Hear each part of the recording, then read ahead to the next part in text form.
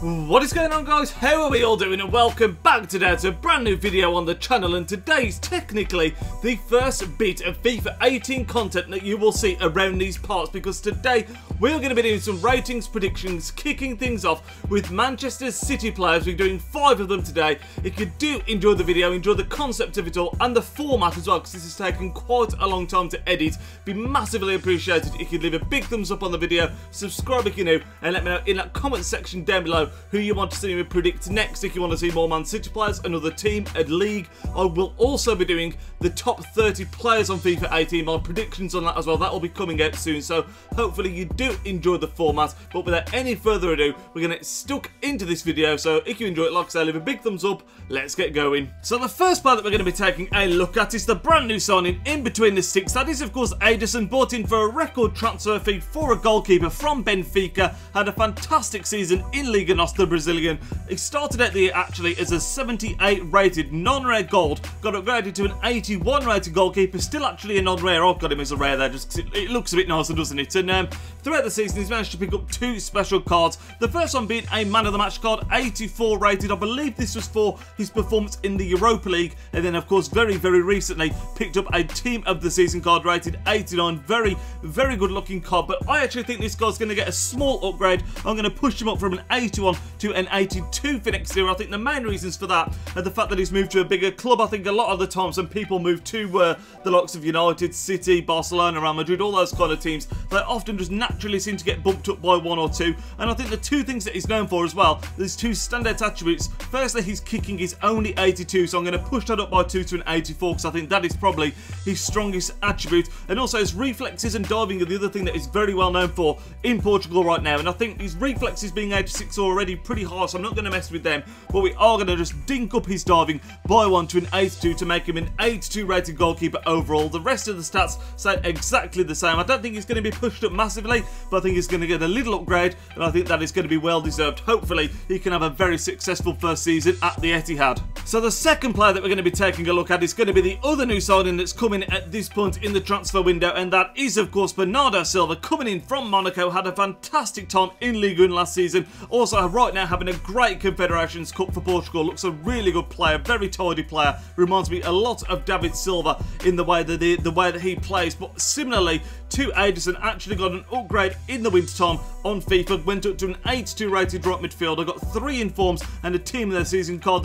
The informs rated 84, 86 and 87 respectively, and also a very nice looking 92 rated team of the season card. It's a fantastic card, that is, and I'm actually, again, similar to Ederson, going to bump him up quite, not massively, but by a couple, to an 84 rated right midfielder. I think he deserves that upgrade. +2, I think he's fair, despite the fact that he had a winter upgrade. I think he does need bumping up a little bit more. I think, again, like Ederson, the fact that he's moved to a bigger club probably will influence the fact that he's going to go up. But I think the main thing that needs increasing really are his shooting and dribbling and passing. 3 things there that I've highlighted. I think they're the 3 things that he's probably most known for, similar to what I was saying to Ederson really. I think he's passing and goals and assist wise, he's got 12 goals and 10 assists last season for Monaco. So I think the fact that he's only got 72 shooting on his normal card right now isn't high enough. So push that up by 3 to a 75 rated card. Assists, again, like I say, got 10 assists last season. His passing has got to go up quite a significant amount in my opinion. I've given him +4 from 79 to 83, and then we've also taken his dribbling up by 2 to an 88 and his pace up by 1 to an 80. So quite a significant upgrade, that one there, for Bernardo Silva really. But I think it's one, again, I think he does deserve it. Love to hear your thoughts on that one in the comment section down below, but I think that would be a very nice card if it was to get upgraded, and like I say, I do think he does deserve it. So the third player that we're going to be taking a look at is going to be Leroy Sane, one of the few shining lights, I think it's fair to say, from City's season last year. I think he's one of the few players that really came out of it with some respect, because obviously it was a very below par season. It was his first season in the Premier League, and he really did burst onto the scene. He's technically got 2 special cards. Started out the year as a 79 rated right midfielder. His first one, of course, was the one to watch card, which didn't unfortunately get upgraded. I think he was very unlucky not to get an upgrade. Had lots of fantastic games in my opinion. So he's one major and real special card, if that makes sense. The one that actually got him upgraded was his man of the match card, an 82 rated one it was, and it was actually a position change as well to a left midfielder, and it wouldn't surprise me next year if you did actually see him get position change to that left hand side, because he did play a lot of his football there for City last season. But the card I've given him for next season is actually a +2 overall. I've kept him as a right mid, but like I say, the position change to a left mid wouldn't come as a massive shock. But yeah, 81 overall. I think the main things that need to be discussed with Sane for next season, firstly, his pace. 91 is obviously very quick already, but I do think he's a lot quicker than that in real life. I think his acceleration is up there with the best in the league, so I've upped that by 2. I've also taken his dribbling up by 2 to 85. Other than that, we've not messed with him too much. We've given him +2 on passing, +1 on physical, and like I said, I think that's quite a fair upgrade. But I think the main thing that I think most people want to see with Sane next year are the skill moves. He's currently only got 3-star. I think he does deserve the 4-star skill moves personally, and I think if you do give him that 4-star skill move set, you make him a left mid, I think that could be an absolutely exceptional card, because obviously he's left footed. If he was on that left hand side, if low driven's assuming they're still the strong thing next year, with the 4-star skill moves and that nice pace upgrade as well, would make for a very tasty card.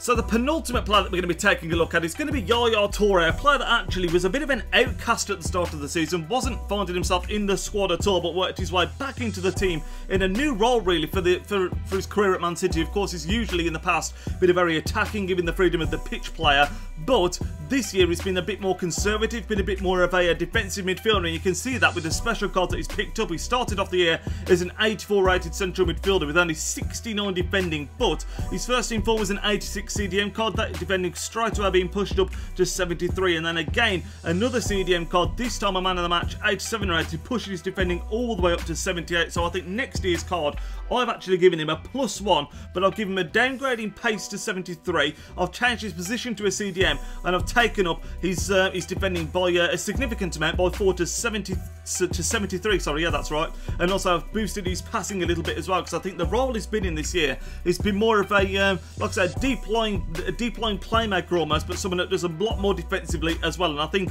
that should be reflected in next year's card. Now, even if he didn't get an upgrade to an 85, because it wouldn't surprise me if he stayed as an 84, or maybe even got dropped down for one, because he's one of those, he's sort of floating in the middle of nowhere really. I still think you're probably going to see him get a boost in his defensive stats, and hopefully in his passing stats as well, because 81 passing for Yaya Toure is just not high enough as far as I'm concerned. One of the highest pass completions in the league, full stop, and that for me means his passing does deserve to go up. And like I say, as a CDM next year, if this card was to look something like this, I think it will be a lot more effective, although it would be interesting to see what they did with his work rates, because currently he's medium low. Maybe if they change that to medium, that is something that he could make him a very effective CDM for FIFA 18. And now we come on to the final player that we're going to be looking at in today's video. It is, of course, the golden boy, Gabriel, who's joined Man City in the middle of the season in the January transfer window. Had an amazing impact on the team, especially similar to Sane, really, for a player that's playing his first season